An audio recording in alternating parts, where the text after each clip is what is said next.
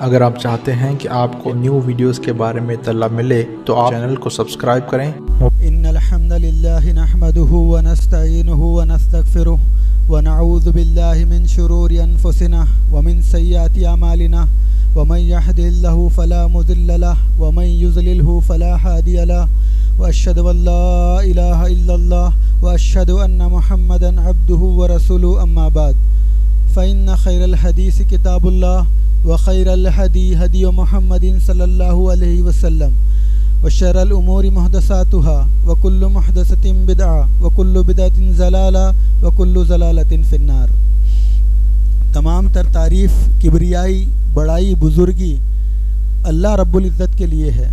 اس کے بعد درود و سلام ہو آپ کے آخری نبی حضرت محمد صلی اللہ علیہ وسلم پر۔ معزز حاضرین جمعہ، اگر آپ قرآن حکیم سے سورۃ البقرہ کے مطالعہ کرے تو اس کے اندر اللہ تعالیٰ نے ایک آیت اتاری ہے۔ اس آیت کا ترجمہ یہ ہے کہ اللہ تعالیٰ اپنے بندوں کو اپنے طرف سے حکمت اور دانائی عطا کرتا ہے۔ اللہ تعالیٰ جسے چاہتا ہے حکمت اور دانائی عطا کرتا ہے، اور حکمت اور دانائی یہ خیر کثیر ہے۔ اللہ تعالیٰ نے متعدد چیزوں کو قرآن میں، احادیث میں خیر کہا ہے، لیکن کسی کو بھی خیر کثیر نہیں کہا ہے۔ خیر کثیر کیا ہے؟ خیر کثیر بہت بڑا خیر۔ آخر کیا وجہ ہے کہ اللہ تعالیٰ نے قرآن حکیم میں حکمت کو خیر کثیر کہا ہے، خیر کہا ہے؟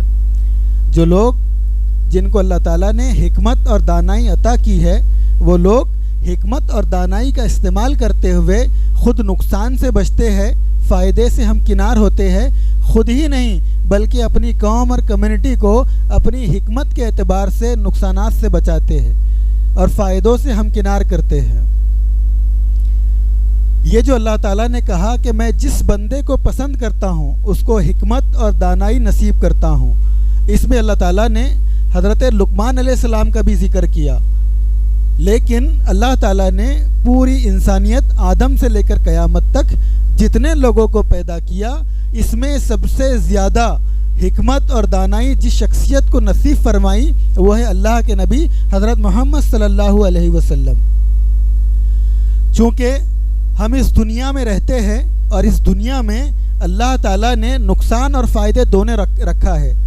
کوئی بھی شخصیت ہو وہ زندگی اس طرح سے نہیں گزار سکتی کہ کبھی وہ نقصان میں جا ہی نہ، کبھی اس کو کوئی پرابلم نہ آئے، مسائل نہ آئے۔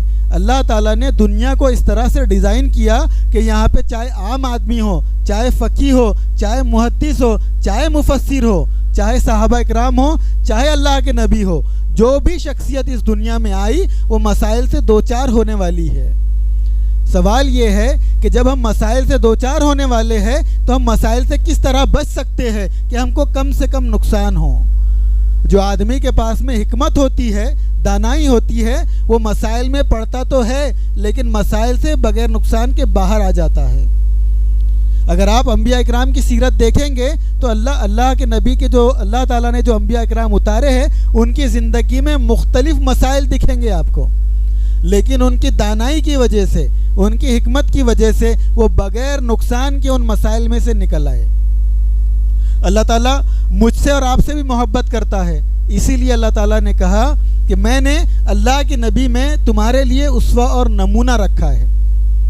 معلوم یہ ہوا کہ اللہ کے نبی بھی مسائل میں گرتے تھے، مسائل میں پڑتے تھے، لیکن اللہ کے نبی بغیر نقصان کے مسائل سے نکل جاتے تھے۔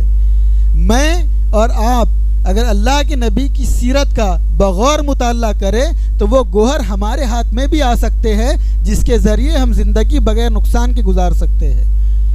اس زندگی میں مسائل سے کسی کو چارہ نہیں ہے، ایسا کوئی نہیں ہے جو مسائل کے بغیر زندگی یہاں سے گزار لے۔ مسائل ہر ایک کی زندگی میں آنے والے ہیں۔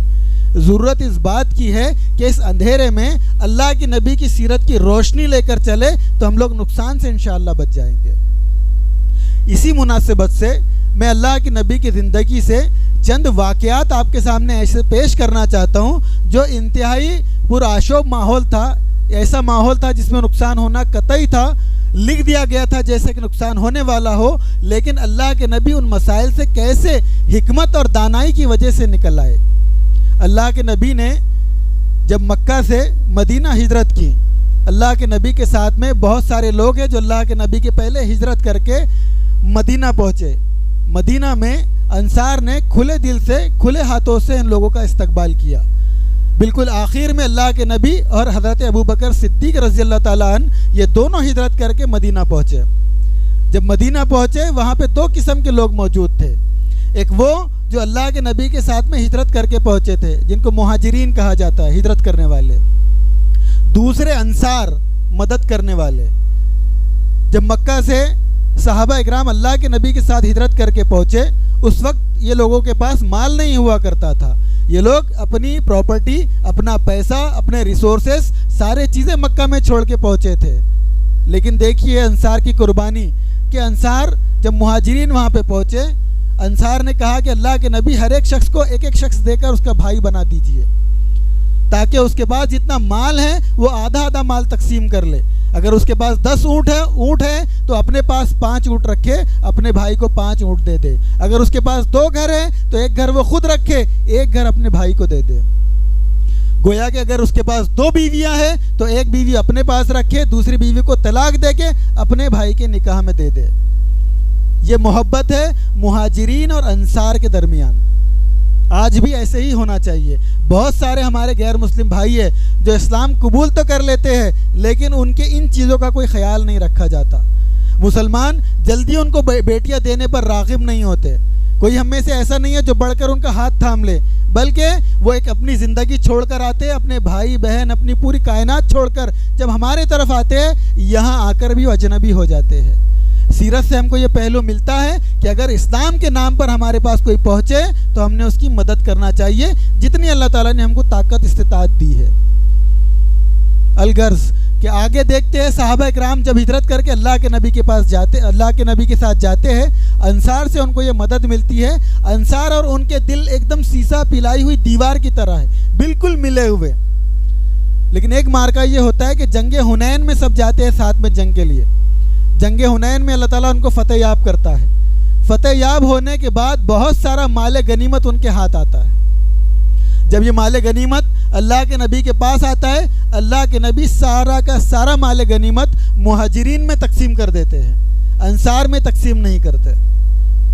کچھ لوگ اس بات پہ بات چیت کرنا شروع کرتے ہیں کہ اللہ کے نبی نے سارا مال اپنے قریش سے جو لوگ آئے تھے، اپنے خاندان سے جو لوگ آئے تھے، اپنے شہر سے، اپنی برادری سے جو لوگ آئے تھے، اللہ کے نبی نے سارا مال ان کے درمیان تقسیم کر دیا ہے، اور انصار کو اللہ کے نبی نے مال نہیں دیا ہے۔ یہ باتیں ہونے لگی۔ ایک سعد رضی اللہ تعالیٰ عنہ وہ جاتے ہیں اللہ کے نبی کے پاس، ایک صحابی رسول، اور اللہ کے نبی سے کہتے ہیں کہ اللہ کے نبی آپ نے یہ جو عمل کیا ہے، بعض لوگ اس پر بات چیت کر رہے ہیں، اس پہ مختلف ناحیے سے گفتگو ہو رہی ہے۔ اللہ کے نبی کہتے ہیں جا کر میرے تمام انصار صحابہ کو جمع کر دو۔ تمام انصار صحابہ اللہ کے نبی کے اس فیصلے کو لے کر دل میں ہلکی سی ناراضگی رکھتے ہیں۔ کیسا ہو سکتا ہے کہ اللہ کے نبی سارا مال و غنیمت جو ہے کہ مہاجرین میں تقسیم کر دے اور انصار کو نہ دے۔ اب دیکھیے اللہ کے نبی کے سامنے کس طرح کا معاملہ ہے۔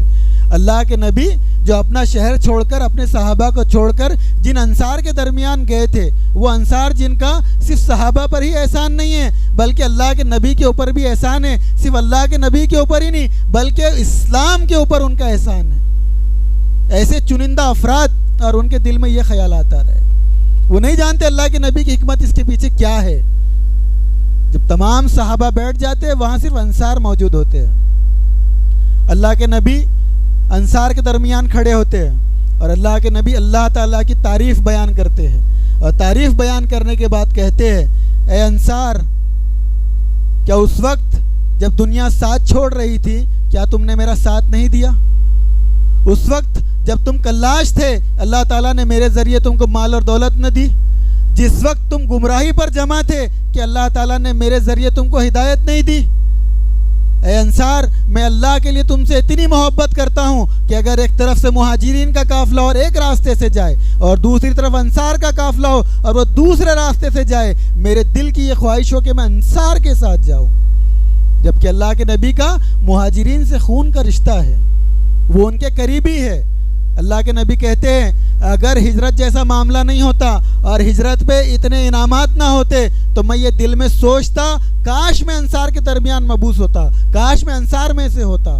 اللہ کے نبی اتنی محبت کرتے ہیں انصار سے، لیکن اسلام کے لیے جو ہجرت کرتا ہے، اسلام کے لیے ہجرت کرنے کے بہت اجر اور ثواب ہے۔ اللہ کے نبی کہتے ہیں اس لیے میں اپنے دل میں یہ خیال نہیں لاتا کہ میں کاش کہ میں انصار کے بیچ درمیان پیدا ہوتا یا ان کے درمیان مبعوث ہوتا۔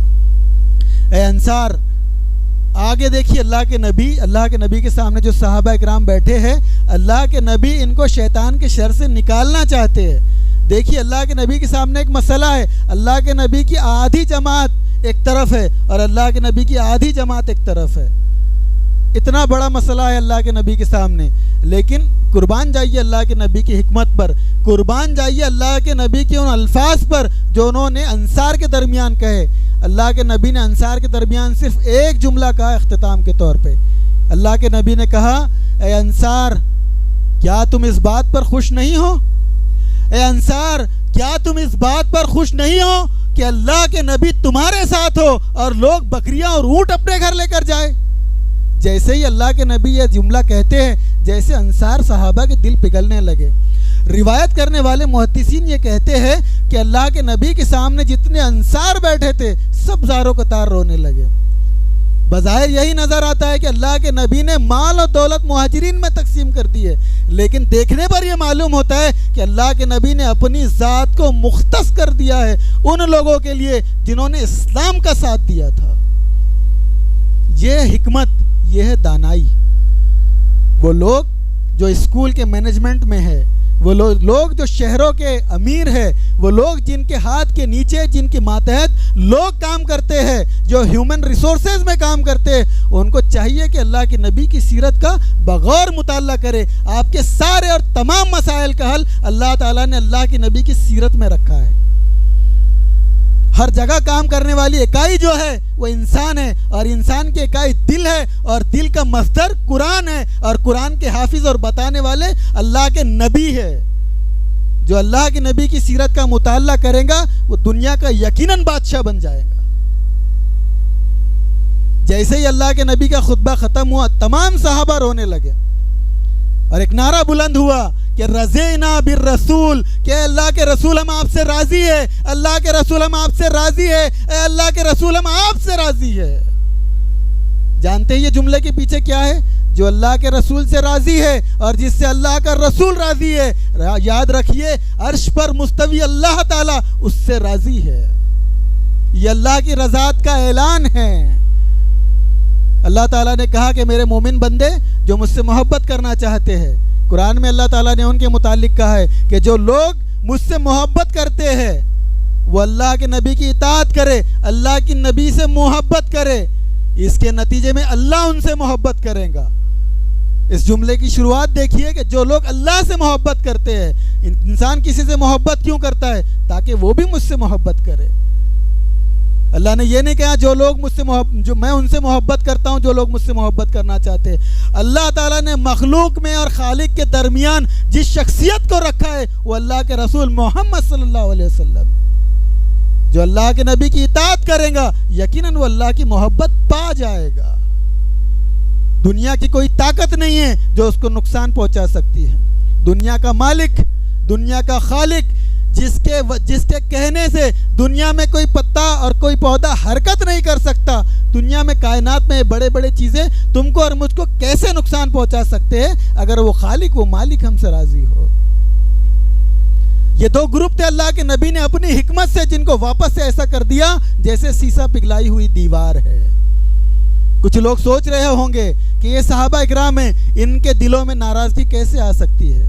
میرے بھائیوں، صحابہ اکرام کچھ دوسری مخلوق نہیں تھے، صحابہ اکرام کسی اور مٹیریل کے نہیں بنے ہوئے تھے، صحابہ اکرام اسی زمین پر پیدا ہوئے تھے، ہماری طرح کے انسان تھے، ہماری طرح کھاتے پیتے تھے، ہماری طرح زندگی تھی، ہماری ہی طرح موت تھی۔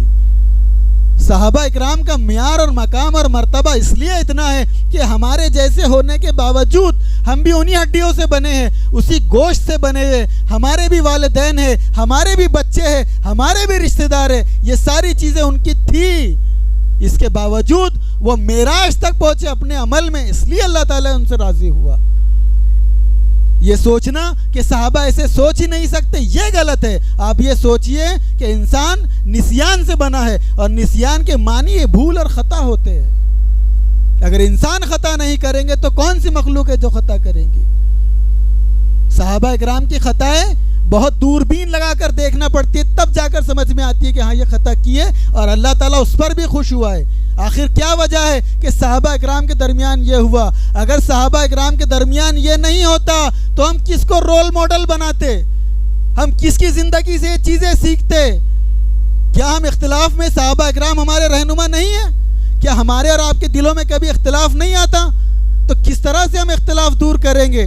کیا ہم اختلافات دور کرنے کے لیے گیتا، وید، اپنشد دیکھیں گے؟ کیا بائبل دیکھیں گے؟ کیا توریت دیکھیں گے؟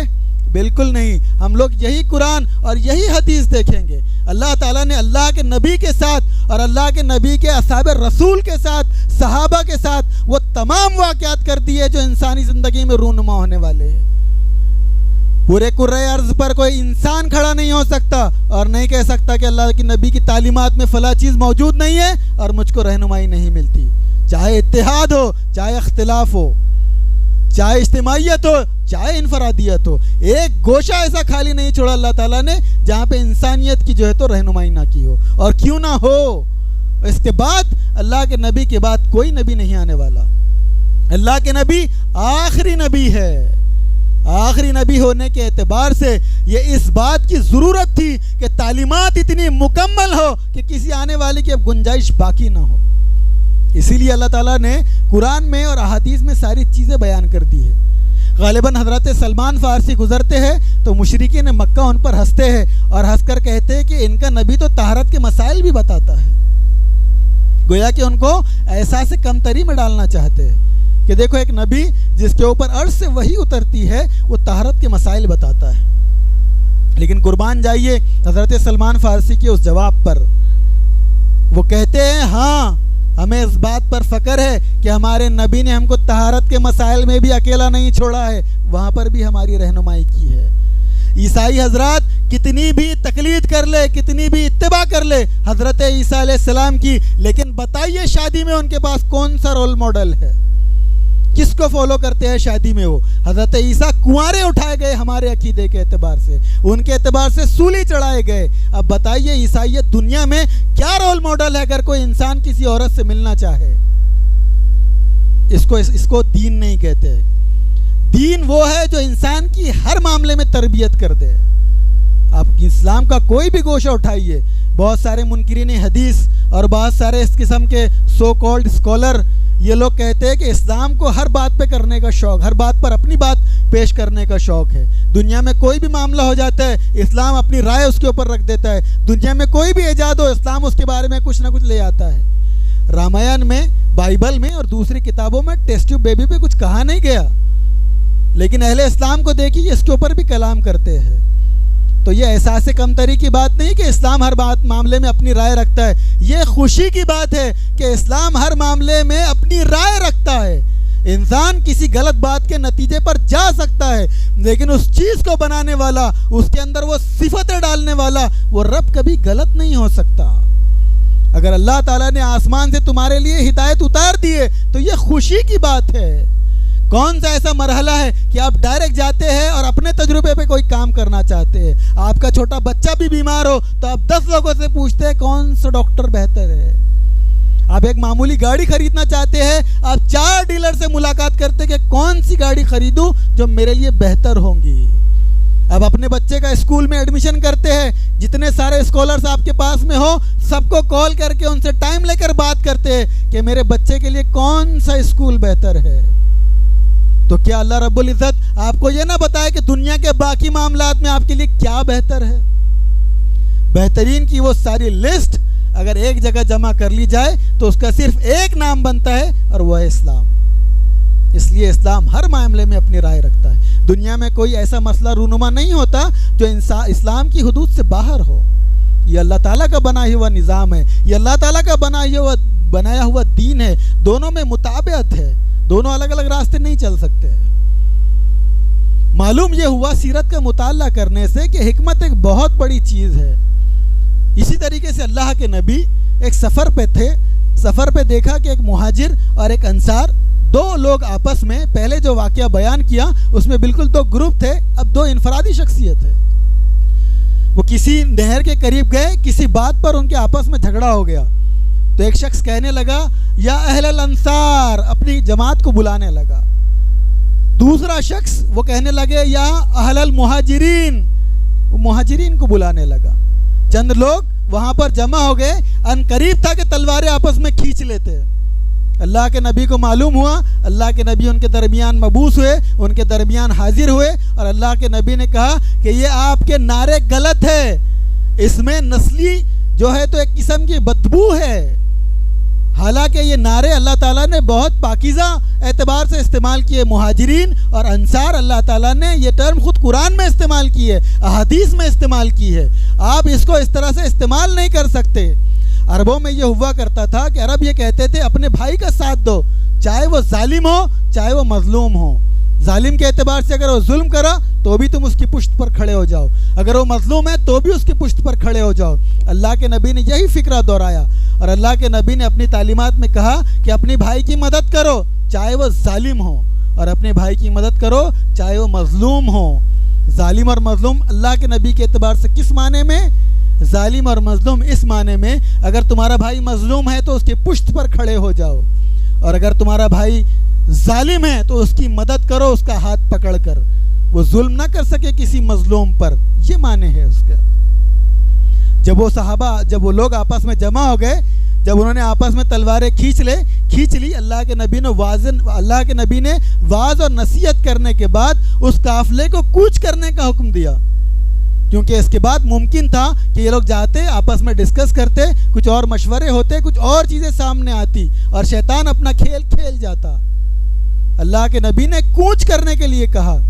جب وہاں سے صحابہ کوچ کرنے لگے، اللہ کے نبی نے پوری دن ان کو چلاتے رہے، سورج نکلنے سے لے کر سورج غروب ہونے تک اللہ کے نبی ان کو چلاتے رہے۔ اتنا ہی نہیں بلکہ رات کا اور بڑا پہر اللہ کے نبی ان کو اور چلاتے رہے، حتیٰ کہ اتنا چلایا کہ صحابہ اکرام تھکے چور ہو کر بیٹھ گئے اور مارے تھکن کے سو گئے۔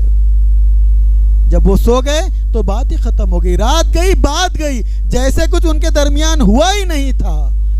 اللہ کے نبی کی ایک حکمت کہ ان کو 16 سے 17 گھنٹے مختلف جگہوں پر ٹریول کرنے لگاؤ، ان کی بات چیت نہ ہو، کوئی اور ہدف ان کے سامنے ہو۔ اللہ کے نبی نے اپنی جماعت کو، اپنے لوگوں کو ایک نقصان سے بچا لیا۔ یہ حکمت، یہ ہے دانائی۔ اتنا ہی نہیں، اللہ کے نبی مسجد نبوی میں تشریف فرمائے، حجرے میں آرام کر رہے، اللہ کے نبی سنتے ہیں کوئی دو شخص ہے جن کے آپس میں جھگڑے کی بات اللہ کے نبی کو سنائی دے رہی۔ اللہ کے نبی اپنے حجرے سے باہر آتے ہیں اور باہر آ کر دیکھتے ہیں کہ حضرت کعب بن مالک اور حضرت عبداللہ آپس میں بحث کر رہے ہیں، دونوں کی آوازیں اونچی ہو رہی ہے۔ اللہ کے نبی پوچھتے ہیں کعب کیا معاملہ ہے؟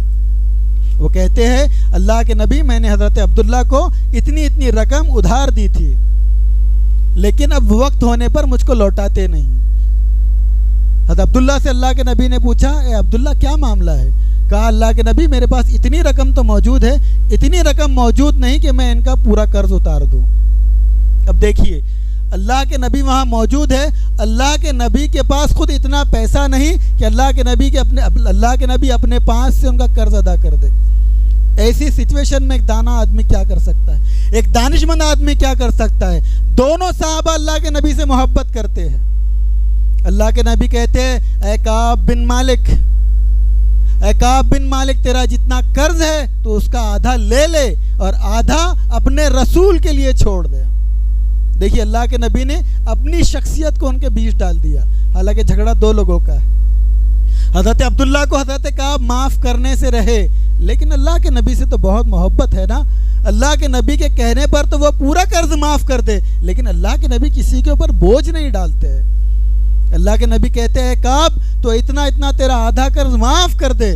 حضرت کعب بن مالک کہتے ہیں اللہ کے نبی آپ کی ذات کے لیے معاف کیا۔ وہ صحابہ اکرام جو اللہ کے نبی کے حضور جان دینے کو پیچھے نہیں ہٹتے تھے، کیا مال کے لیے پیچھے ہٹیں گے؟ اللہ کے نبی پلٹتے حضرت عبداللہ سے کہتے ہیں اے عبداللہ تیرے پاس جتنی رقم ہے ابھی جا کر لے کر آ اور ابھی کعب بن مالک کی وہ رقم ادا کر دے۔ اس طرح سے ان کے درمیان کا جھگڑا ختم ہو گیا۔ میں اور آپ ہم بھی خاندانوں کے مالک ہیں، کہیں نہ کہیں ہم لوگ بھی کہیں ذمہ دار ہے، ہمارے ماتحت بھی لوگ ہیں، ہم نے بہت گہرائی سے اللہ کے نبی کی سیرت کا مطالعہ کرنا چاہیے۔ بعض لوگ سمجھتے ہیں کہ اللہ کے نبی کی سیرت کا مطالعہ صرف ثواب کمانے کے لیے ہوتا ہے، کہ اللہ کے نبی کے جلسے میں اللہ کے نبی کی سیرت بیان کر دی، کوئی جذباتی تقریر کر دی، اللہ کے نبی کا کوئی واقعہ کہیں بیان کر دیا اور وہ سمجھتے ہیں کہ ہم نے سیرت کا حق ادا کر دیا، حالانکہ سیرت کا حق ادا نہیں ہوا۔ رول ماڈل کس کو کہا جاتا ہے؟ نمونہ اور اسوہ کس کو کہا جاتا ہے؟ جس کو دیکھ کر آدمی اپنی ذات کے نوک اور پلک سدھارے، اس کو کہتے ہیں یہ اس شخصیت کا رول ماڈل ہے۔ دیکھیے جو جس سے محبت کرتا ہے اس کی طرح بال رکھنے کی کوشش کرتا ہے، اس کی طرح کپڑے پہننے کی کوشش کرتا ہے، اسی کی طرح لائف اسٹائل اپنانے کی کوشش کرتا ہے، اس کی بات کا لہجہ چوری کرنے کا کوشش کرتا ہے تاکہ میری شخصیت اس سے ہم آہنگ ہو جائے، اس کے جیسی ہو جائے۔ اگر ہم اس بات کی کوشش میں ہے کہ ہمارا اٹھنا بیٹھنا سونا جاگنا اللہ کے نبی کی طرح ہو جائے تو ہم ہمارے دعوے میں سچے ہیں کہ ہم اللہ کے نبی سے محبت کرتے ہیں اور اللہ کے نبی ہمارے لیے اسوہ اور نمونہ ہے۔ اگرچہ ہماری زندگی اور ہمارے معاملات، ہمارا لائف اسٹائل اللہ کے نبی کی زندگی سے میچ نہیں کھاتا، میل نہیں کھاتا، تو یقین جانیے کہ ہم لوگ جھوٹے ہیں، ہم لوگ سچے نہیں ہیں۔ سیرت کا اصل پیغام تو یہ تھا کہ میں سیرت کو اپنے سامنے آئینے کی طرح رکھوں اور اپنی ذات میں جو چیزیں صحیح نہیں ہیں وہ چیزیں نکال لوں اور اللہ کے نبی کی سیرت میں جو بہترین چیزیں ہیں میں اپنے اندر ڈھال لوں۔ اس لیے اللہ کے نبی کی سیرت تھی۔ ہم نے اللہ کے نبی کو سیرت کو چھوڑ دیا، ہم لوگ عید میلاد منانے لگ گئے۔ ہمارا ہر دن عید میلاد ہے، ہماری دن کی شروعات اللہ کے نبی سے، ہماری دن کی اور رات کا اختتام اللہ کے نبی کی سیرت کے اعتبار سے۔ اللہ کے نبی کی کوئی ایسی شخصیت نہیں ہے کہ اللہ کے نبی کی شخصیت کو مجلسوں کے اعتبار سے سال میں ایک بار باہر نکالا جائے، ان کے سیرت کی زیارت کی جائے اور پھر واپس ان کو کتابوں میں رکھ دیا جائے۔ اللہ کے نبی کی شخصیت ایسی نہیں ہے۔